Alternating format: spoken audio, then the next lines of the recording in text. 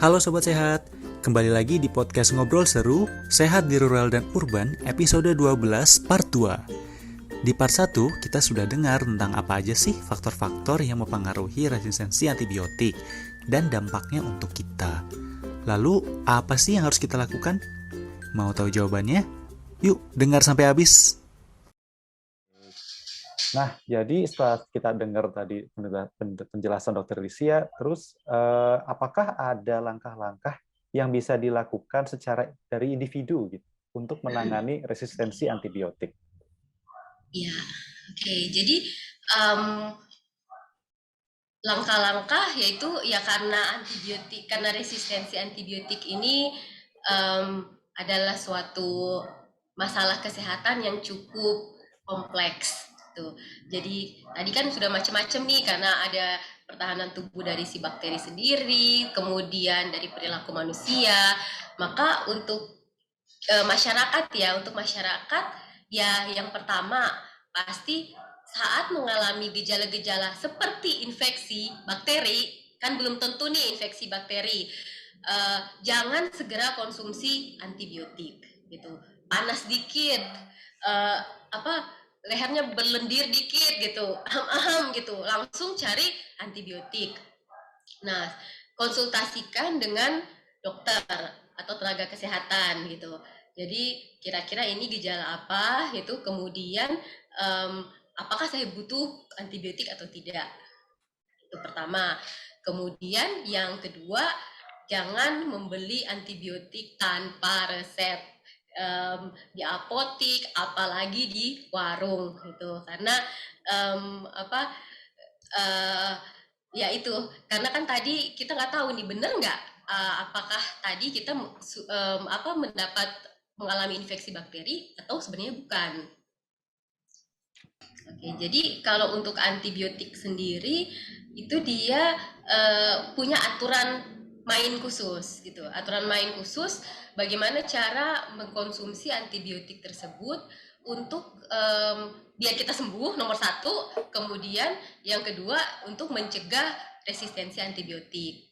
Nah, secara garis besar, jadi cara kerja antibiotik itu ada dibagi dalam dua cara. Yang pertama berdasarkan waktu konsumsi antibiotik, dan yang kedua berdasarkan konsentrasi dari obat ini atau dari antibiotik ini. Jika dua hal ini itu kita tidak dengan secara tepat mengkonsumsi, maka ini bisa mendorong terjadinya resistensi. Oke, kita bahas satu-satu. Jadi yang pertama, cara konsumsi antibiotik berdasarkan waktu konsumsi. Misalnya, ada antibiotik yang harus dikonsumsi setiap 8 jam. Biasanya itu dokter akan menulis resep 3x1, berarti 3 kali konsumsi dalam 1 hari. Jadi artinya harus dibagi per 8 jam. Nah, maka pasien yang mendapat antibiotik tersebut harus disiplin untuk konsumsi antibiotik setiap 8 jam.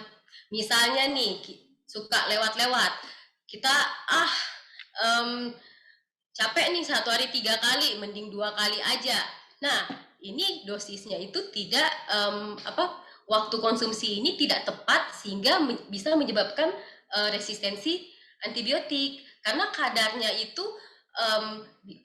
belum mencapai maksimal, maka terus ini antibiotik sudah belum dikonsumsi lagi gitu. Yang berikut kita kelewat, harusnya per 8 jam kita per 12 jam, itu tidak tepat. Nah, mungkin apa sih contoh antibiotik nih di golongan ini? Tadi itu Kak Fami udah bilang ada antibiotik generik ya. Nah, di sini contohnya yang masuk di cara kerja berdasarkan waktu yaitu antibiotik penisilin, amoksisilin, kemudian ada clindamycin, ada cefixim, ceftriaxone, cefadroxil, eritromycin, claritromycin, dan asitromycin. Nah, siapa tahu ini masyarakat pernah mendengar atau bahkan pernah memakai nih antibiotik ini. Jadi ingat, kalau untuk ini harus mengikuti aturan main berdasarkan waktu. Oke. Nah, kemudian yang kedua nih saya sebutkan tadi berdasarkan konsentrasi obat, konsentrasi antibiotik. Nah, jadi konsentrasi ini berhubungan dengan kadar atau dosis dari antibiotik yang dikonsumsi. Jadi saat dikonsumsi itu dosisnya itu tidak tepat, terlalu rendah. Jadi misalnya harusnya 750 mg, kita minum 500 aja gitu. Maka itu tidak tepat gitu. Jadi selain kita tidak sembuh atau lama sembuhnya, maka ini tidak membunuh kuman, tidak membunuh bakteri, juga bisa memberikan kesempatan untuk bakteri ini menjadi kebal. Contohnya nih, antibiotik yang generik, itu ada amikasin, ada ciprofloxacin, dan ada ofloxacin. Nah, itu contoh-contohnya. Ini menarik sekali ya dok, untuk menjaga waktu dan durasi juga konsentrasi. Saya jadi ada satu pertanyaan ya dok, apa yang harus dilakukan seseorang jika dia lupa minum dosis antibiotik dengan waktunya? Dia harusnya minum jam 8 pagi, tapi dia baru ingat itu jam 12 siang gitu. Kalau ke skip dose misalnya lupa nih, jam 12 baru ingat kan, jam 12 ya udah. Oke, jadi dia jam 12 baru ingat, ya udah minum kan jam 12.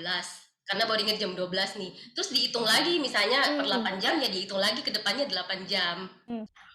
Ada nggak sih dok sumber lain yang bisa menyebabkan resistensi antibiotik lain kita yang tidak habis minum obat, lalu kita yang minum obatnya terlewat-lewat, ada nggak faktor lain yang menyebabkan manusia itu jadi, bukan manusia ya, kumannya itu jadi resisten terhadap antibiotik? Jadi kuman ini yang sudah resisten ya terhadap antibiotik ini itu bisa ada di mana saja, ada di sekeliling kita, bisa ada di samping kita, ada di dalam tubuh kita gitu.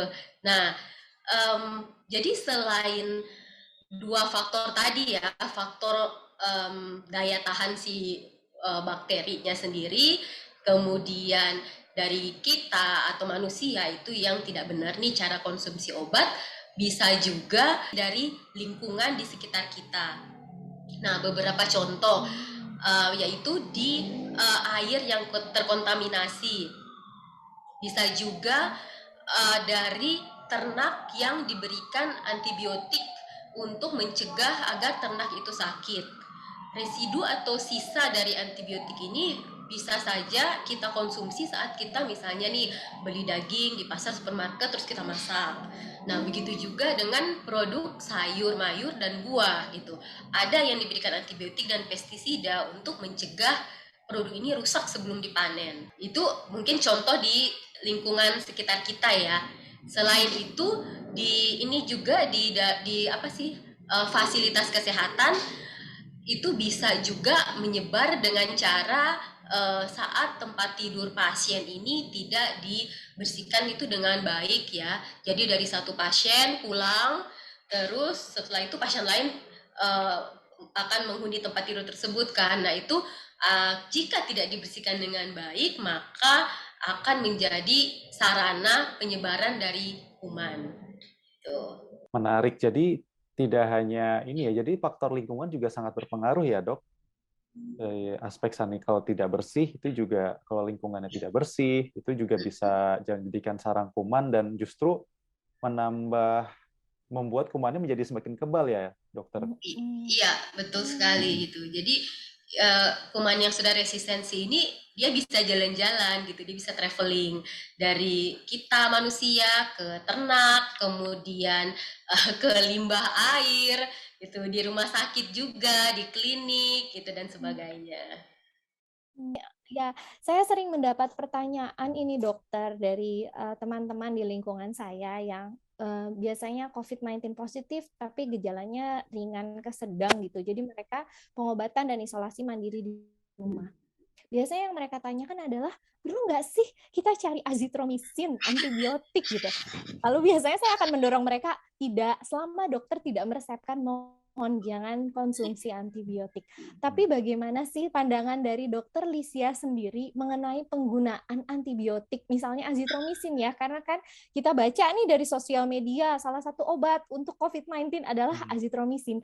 Padahal tadi dari penjelasan Dokter Lisia sangat jelas bahwa antibiotik itu kan untuk bakteri ya dok ya. Sementara COVID-19 ini adalah virus. Nah mungkin bisa dijelaskan dok mengenai hal ini.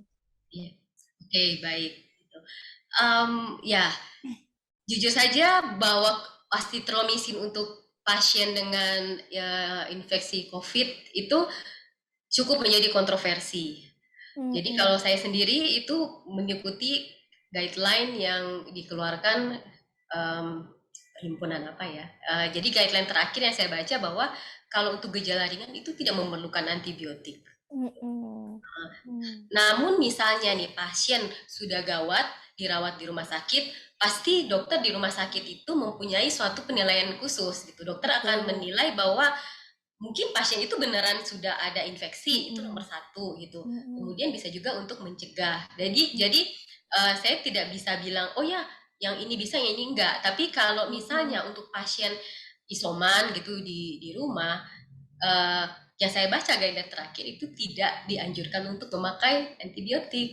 Iya, berarti harusnya orang-orang tuh tidak menjadi panic buyer ya, maksudnya secara panik dan berlebihan, aduh saya isoman nih, harus hunting semua list obat yang ada di sosial media gitu ya, termasuk azitromisin. Saya agak concern karena orang-orang banyak yang, saya sudah punya azitromisin nih, udah nyetok di rumah. Loh, untuk apa gitu kan ya dok, betul.